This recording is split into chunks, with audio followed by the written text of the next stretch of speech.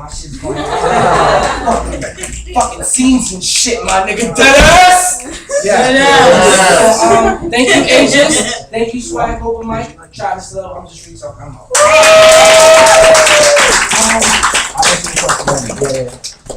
out. There is an open mic list going around. It's neon green. There's also a check-in list just to let me know you were here. My brother asked me, did I make this happen?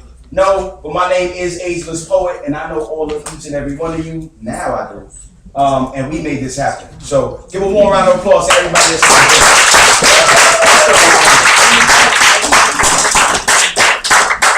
here. Now, let me see who's next on the list. Oh, okay. This brother should have his own .com because he is a legitimate character. He's defined by his mustache. Oh, and his what are those suspenders? Yeah, I haven't seen him in a minute, so it left my mind. So we're gonna welcome to the stage with a warm round of applause my brother from another mother. I knew him from Street Poets, Paul Harrison. Bow tie. Bow ties are cool. And the mustache. I should retire my bow tie. I love bow ties. Alright, since everyone's coming up here and an intro about themselves, I thought I should do the same. My name is Paul Harrison, and I am Long Island bred, but not born. Woo! I'm Jamaican, and I was born there, and I immigrated here.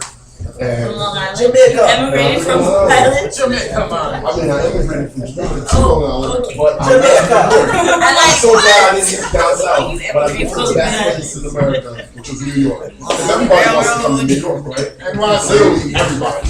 They're dying for it. True. But Chantel, what about your bread? the poem I'm gonna spit is called Chocolate Cream, right? And it goes like this. That sounds like a sexy poem. Red light. I used to have you all the time, licking you, slurping your sweet juices. My tongue gets sticky with you. That flavor I was adored, yes, that chocolate. Something so sweet, it defeated my taste buds. Winter would come around and I wouldn't see you much, but someone would stroll right in and I'd hear a truck with a unique ring. Yes, it had a special jingle. Hopped up out of my bed, it was a struggle putting my pants on, searching for any change in my range, dashing outside of my house just to catch you, just to taste you, bathing myself in your sweetness. That flavor in this hot sun released me, and I knew summer had finally begun. Saving your beauty, and you would melt. Damn, chocolate cone, you were such a cutie. The driver asked me if I wanted you dipped in nuts. I said, nah, dude, I ain't about that stuff. I liked you plain, just the way you are. Brown, sweet, and beautiful, like the women I love. Cold on the outside, but warm when I licked you. Sticky dripping all over me. Brown on my nice white tee. I wasn't mad, just sad. I reached the bottom of the cone, reminiscing your flavor. Chocolate cream was now gone. That might be a brown paper bag. That might be a brown paper bag. Oh man. Where can they find you, bro? If you want to find me or you want to hear the backstory to my name on Twitter and Instagram, my name on Twitter and Instagram is Raping8Gun_. Raping8Gun_. I told us information. Raping8Gun_. Right? And if you want to find me on Facebook, you can find me at Paul Harrison. Just type that in. Hopefully I'll pop up. If I don't pop up, then you could / the URL is like Harrison and the number 1, and it's 2 R's. Thank you guys.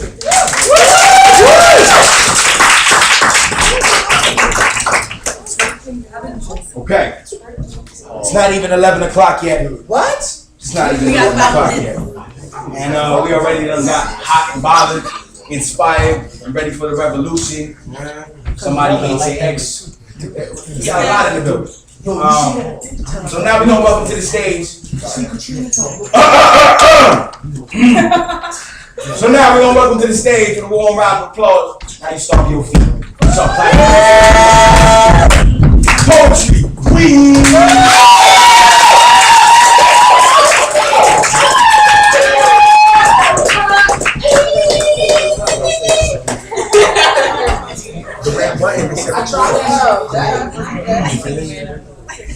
Hi, everybody.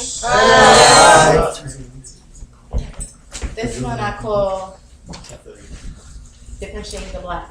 Ooh, yes. I like that. So I'm the complexion of the sun just beginning to set. And you stare at me as yet my eyes are the glimpse of you, and then you realize why the insides of you have become black and blue. Because suddenly you begin to realize that maybe I'm just the same as you, or maybe I'm the same as what you thought your parents were going to begin to bid seed for, but then they begin to realize that because the next complexion was not the same as next door. So she began to tell herself these different things inside her mind, but then she realized as time had grown on, she has to realize that this baby must grow on. So the older my child has gotten, I've had to tell her that mommy will soon realize that you are just the same as her, and then she will begin to realize that mommy's skin wasn't really meant to burn. It turned a different shade of color because I wasn't exactly trying to match in, and I wasn't trying to tell the next door neighbor why you and our skin just wasn't meant to blend in. No, I wasn't afraid to stand in the back of the line, but yet I wanted to realize what was behind me. So instead of being afraid of being on the back of the bus, I was realizing that I was not going to begin to bust my mind wide open and realize that this is a different time in my world. How come I'm afraid to be my own girl? How come I'm afraid to wear a skirt on the street? But then I realize it's because my skin and my color on the inside is just not the same. It's like my breast. It's just not a part of the physique line. It's going flat like my life. Because I haven't dressed the same as my next door neighbor. I haven't dressed the same as my classmate sitting on the back or the side of me. So why am I beginning to feel like I don't blend in? How can I say I'm the same when I can't even spell my own name? And it's not because my mother didn't raise me just the same, but it was because reading was a part of my blame. So I'm a colored little girl. I'm a colored young lady that's afraid to be the same. I'm the one that gets the blame because I'm the dark one. I'm the dark beginning of shade. You see, she hates me and I hate her, but then I realize I'm hating myself because when I look at her, I look at me. But then again, it's the seed that mother wanted to bleed. So I tried again. I tried telling myself over and over and over again, how is this supposed to work? How am I supposed to tell my daughter that you are something worth? Or am I supposed to tell her that no, the complexion will change. You just have to do like those other people and be a little blending in, so you just have to change your name. So I did. I changed it to something that was more typical and more logic. I thought that maybe if I changed my name to Mary or to Jane, that it would be the same. But no, once again, my color began to be my blame. So I got darker. And not from the outside, but from within. So then this is where the trauma began. And then I begin to be the reason of drama. You see, it's us that starts the blame. It's us that starts the change of each other's names. You see, we become uncomfortable with being called someone's own girl and someone's own boy, but let me call the bitch and a nigga and we blend in again. So that's my bitch and that's my nigga. So now we all home peoples, but then yet we forget to begin to realize we are just beginning to learn what's in between the lines, and yet we crossed our own lines and cried in between them because that white person next door to me said this is what you're supposed to be, beneath me and not above me. So I'm not looking down for you, I'm looking over you. I'm not even looking at you because as I cross you, I begin to cross those lines that I'm supposed to be a part of. But then I realize because I'm black and you're white, I'm supposed to fall not in love with. So I get in trouble for it. I get told I'm not supposed to be in love with someone so much more different than me. I'm supposed to be in love with someone that's the same complexion as me. But how when my eyes are blind and I can't see the outside? Because it takes someone's personality to be read between the lines. Yeah!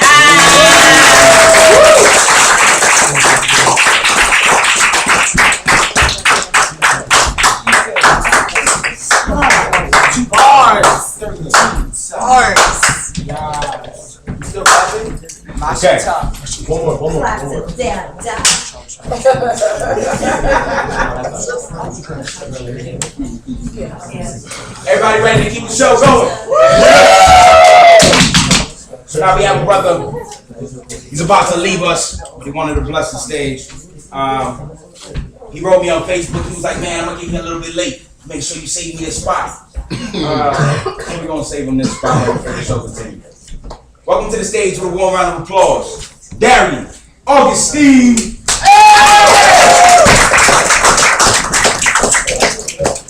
Alright, so this poem is kind of like a poem I did in response to one of my homegirls' joints. Alright, it's called Black Men. She said, "I could never love a black man.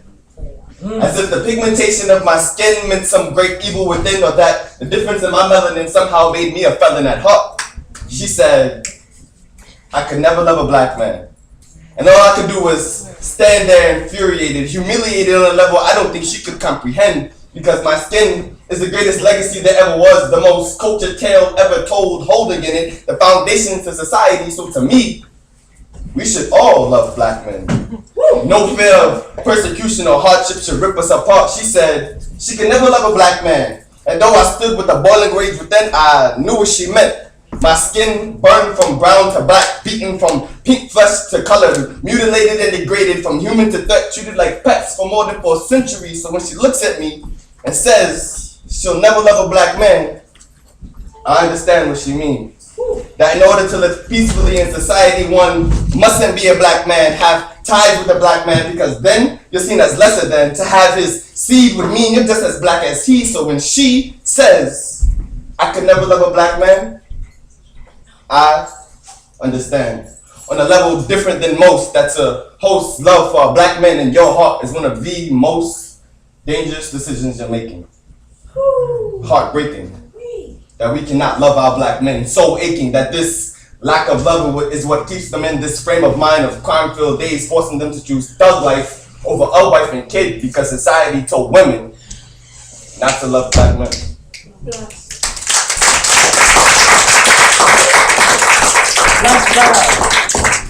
Shut up! Okay.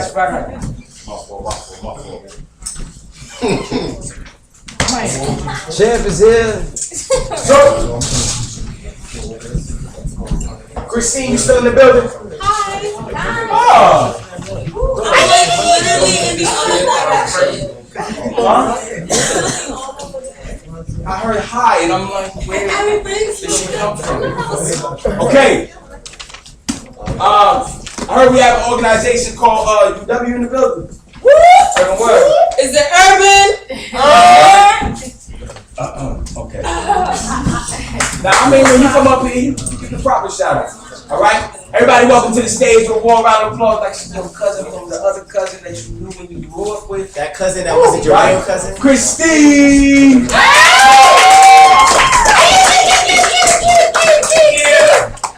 Wait for his sister. Hey.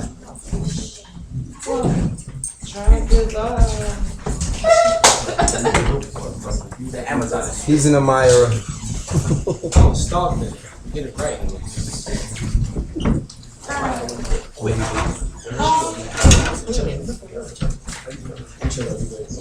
Oh, he's good too. He's cool. I love people. Spit that. So guys, I was raised spiritual Baptist. You know, the people you see on Sundays with big tie heads and extravagant dresses, trucking with church. And this is about my church and kind of this one woman who had walked in the other day.